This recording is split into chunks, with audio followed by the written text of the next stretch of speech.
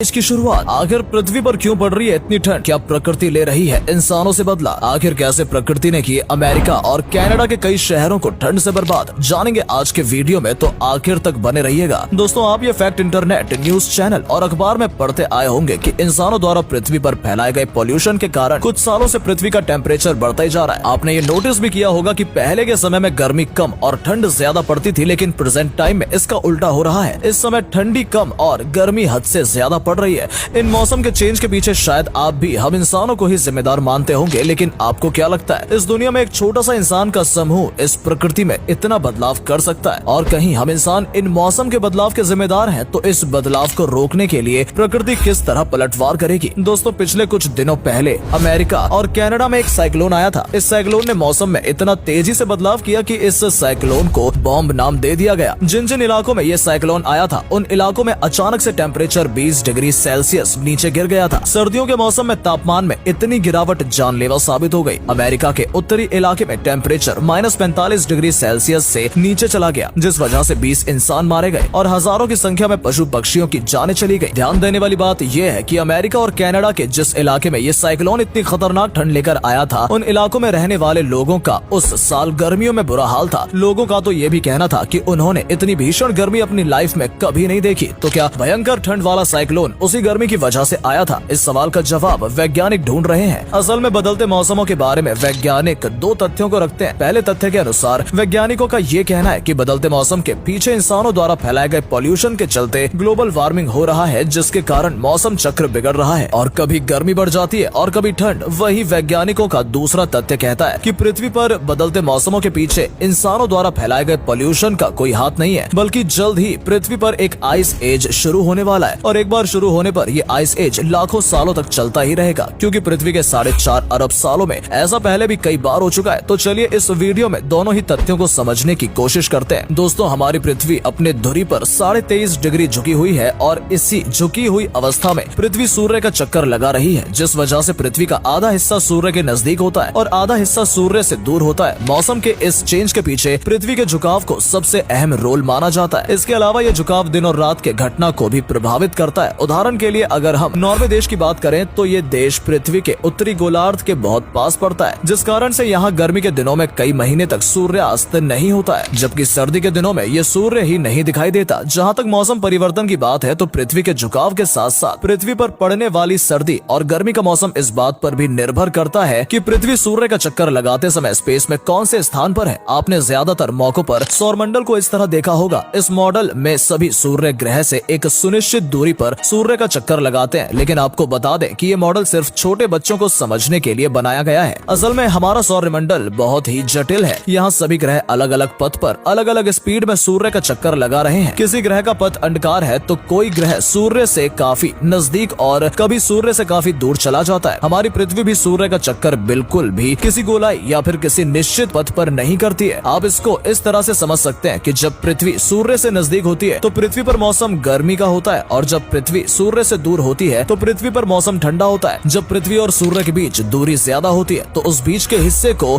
एफेलाइन कहा जाता है। ये मौका 4 जुलाई को होता है। वहीं 3 जनवरी के दिन पृथ्वी सूर्य के सबसे पास होती है, तब उस बीच के स्थान को पेरिहेलियन कहा जाता है। इस दिन सूर्य का प्रकाश पृथ्वी पर 7% अधिक पड़ता है। लेकिन हमारे भारत में जुलाई के बजाय जनवरी में सबसे ज्यादा ठंड पड़ती है, क्योंकि भारत पृथ्वी की उत्तरी गोलार्ध में पड़ता है, लेकिन दक्षिणी गोलार्ध में जो देश है, वहाँ जनवरी में गर्मी का मौसम होता है। उदाहरण के लिए ऑस्ट्रेलिया के बीच के शहरों में जनवरी के समय टेम्परेचर 40 डिग्री सेल्सियस तक पहुँच जाता है। लेकिन खास बात यह है कि पृथ्वी जिस पथ पर सूर्य का चक्कर लगाती है, वो पथ हमेशा बदलता रहता है। कभी ये पथ कम अंडाकार तो कभी ज्यादा अंडाकार हो जाता है, जिस वजह से गर्मी सर्दी का मौसम होता रहता है। प्रत्येक 93,000 सालों में पृथ्वी जिस कक्षा में सूर्य का चक्कर लगाती है, वो और ज्यादा अंडाकार हो जाता है, जिस वजह से जनवरी के मौसम में 7% पड़ने वाला सूर्य का प्रकाश 23% में बदल जाता है। सोचने वाली बात यह है कि आज इंसान साइंस में इतना आगे बढ़ गया है, लेकिन फिर भी वैज्ञानिक पृथ्वी के कुछ दशकों पहले तक का ही पथ का अनुमान लगा सकते हैं। इसलिए इन लंबे समय में आने वाले बदलावों को पूरी तरह से जाना नहीं गया है। इसी को देखते हुए वैज्ञानिकों का मानना है कि प्रेजेंट टाइम में पृथ्वी का पथ ज्यादा अंडाकार है, जिस वजह से पृथ्वी पर सर्दियां कम और गर्मियां अधिक महसूस की जा रही हैं। दोस्तों, मौसम के बदलने के पीछे ऐसे बहुत सारे कारण होंगे जिनके बारे में आज तक हमें कुछ नहीं पता है। वास्तव में जिस तरह हमारी पृथ्वी सूर्य की परिक्रमा कर रही है, सेम वैसे ही सूर्य भी उसी किसी तरह आकाश गंगा का चक्कर लगा रहा है और इसी की वजह से पृथ्वी के साथ साथ बाकी ग्रह भी सूर्य के साथ आकाश गंगा के एक अनजान रास्ते की तरफ बढ़ते जा रहे हैं और रास्ते कभी एक समान नहीं होते हैं। स्पेस में अनेकों जगह पर धूल और गैस के बादल मौजूद हैं। ये बादल भी अनेकों बार सूर्य और पृथ्वी के बीच आ जाते हैं और पृथ्वी पर पड़ने वाली सूर्य के प्रकाश को प्रभावित करते हैं, जिसकी वजह से मौसम में कुछ न कुछ चेंज होता रहता है। हमारी पृथ्वी पर कई बार आइस एज आए हैं। आखिरी आइस एज करीब 10,000 सालों पहले ही खत्म हो गया था। आइस एज आने का एक कारण पृथ्वी की स्पेस में अनजान जगहों पर आगे बढ़ना भी हो सकता है। जब से इंसानों ने औद्योगिकरण शुरू किया है तभी से इंसानों ने अनगिनत ग्रीन हाउस गैसेस पृथ्वी के वायुमंडल में छोड़ चुके हैं और ये पृथ्वी के टेम्परेचर को बढ़ा रही है। पर वैज्ञानिकों के अनुसार एक दिन ये ग्लोबल वार्मिंग प्रकृति से हार जाएगी। प्रत्येक 10,000 सालों में पृथ्वी पर ठंड पड़ना बढ़ जाता है और शायद एक बार फिर से पृथ्वी पर आइस एज हो सकता है। आइस एज के कारण पृथ्वी पूरी बदल जाएगी। बर्फ से पूरी तरह से पहाड़ और घाटियां ढक जाएंगी। नदियां पूरी तरह से बर्फ से जम जाएंगी। नदियों में पानी न बहने के कारण समुद्रों में पानी कम होने लगेगा। भारत जैसे गर्म देश में शायद हालत ज्यादा खराब ना हो, लेकिन यूरोप, रूस और उत्तरी अमेरिका में रहने वाले लोगों को भयानक ठंड का सामना करना पड़ेगा। यहाँ उगाने वाली सारी फसलें खत्म हो जाएंगी। शायद यहाँ रहने वाली आबादी को फिर भारत, ऑस्ट्रेलिया जैसे गर्म इलाकों में पलायन करना पड़ेगा। पृथ्वी का सीमित हिस्सा इतनी आबादी को शायद नहीं झेल सकता, जिस वजह से चारों ओर भूखमरी पड़ने लगेगी। वास्तव में प्रकृति की शक्ति असीमित है। अगर प्रकृति चाहे तो हम इंसानों को कुछ समय में नष्ट कर सकती है। तो इस बात पर आपकी क्या राय है, हमें कमेंट करके जरूर बताएं। आज के वीडियो में बस इतना ही। उम्मीद है आपको ये वीडियो पसंद आई होगी। अगर आई हो तो वीडियो को लाइक जरूर करें। धन्यवाद।